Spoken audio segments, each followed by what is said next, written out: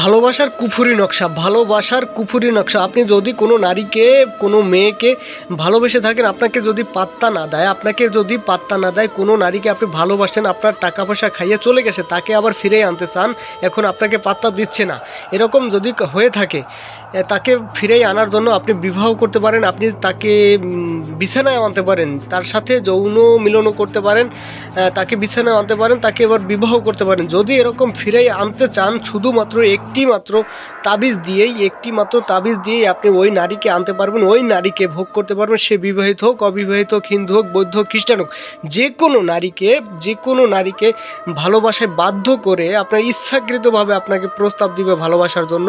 আপনার কাছে যদি ভালোবেসে থাকেন, বিগত দিনে যদি সম্পর্ক থেকে থাকে, এখন নাই, বিচ্ছেদ হয়ে গেছে, তাহলে আপনার কাছে নিজে ইচ্ছাকৃতভাবে ফোন দিবে। এমনই একটি নকশা আমি আপনাদের মাঝে আজকে শেয়ার করব, আজকে শিখাবো।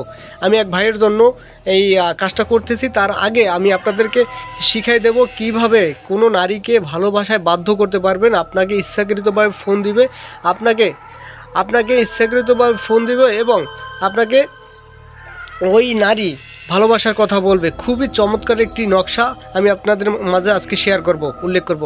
যাই হোক, যদি কোনো তান্ত্রিক কবিরাজদের থেকে আপনারা যদি প্রতারিত হয়ে থাকেন, টাকা পয়সা নষ্ট করে থাকেন, সেক্ষেত্রে আজকের ভিডিওটা আপনাদের জন্যই।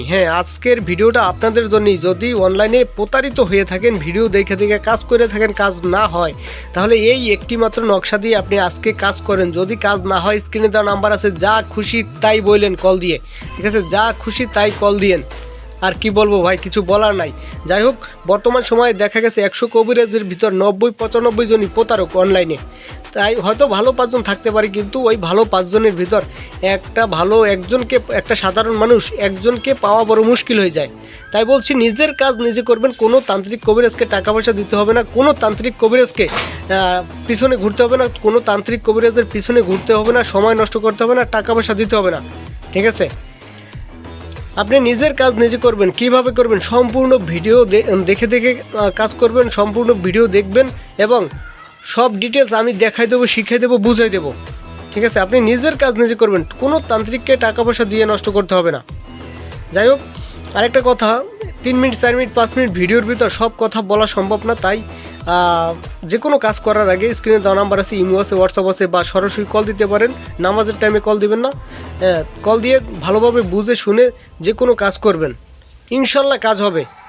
কাজ না হলে আমি দায়ী, আমাকে যা খুশি তাই বললেন, স্ক্রিনে দেওয়া নাম্বার আছে, ঠিক আছে? যাই হোক, যে কোনো নারীকে ভালোবাসায় বাধ্য করতে পারবেন। খুব চমৎকার একটি নকশা, আমার পরীক্ষিত। এই যে দেখেন নকশাটি, আগে দেখেন, স্ক্রিনশট দিয়ে নেবেন। সুন্দরভাবে স্ক্রিনশট দিয়ে নেবেন, নকশাটি দেখেন। ভালোবাসা মিলের একটি তাবিজ, খুবই চমৎকার একটি।